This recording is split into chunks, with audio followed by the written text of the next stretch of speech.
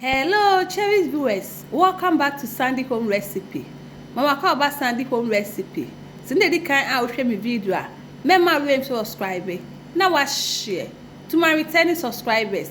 Thank you so much for your support. May the good Lord bless you all. Never see fried turkey wings. All ingredients are written in the description box below. Yes, that's it.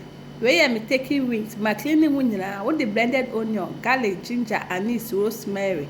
We are not the salt, alcohol, all pepper season, chicken season.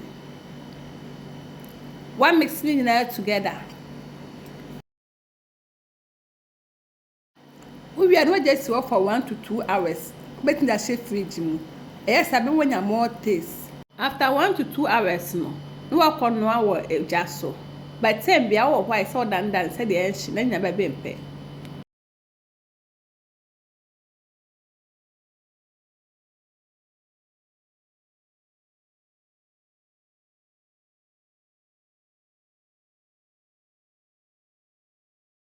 A been pen our train, what got you medium hot oil. Please, if you are new to my channel, don't forget to subscribe, share, like, and also click the bell icon to get new video I will post. Then be so dan said the end she never been pay.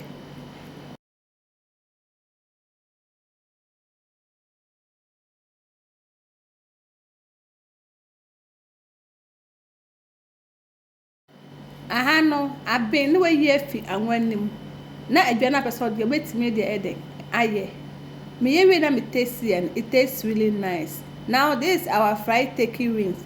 Please like this video and subscribe to my channel. Thank you so much for watching.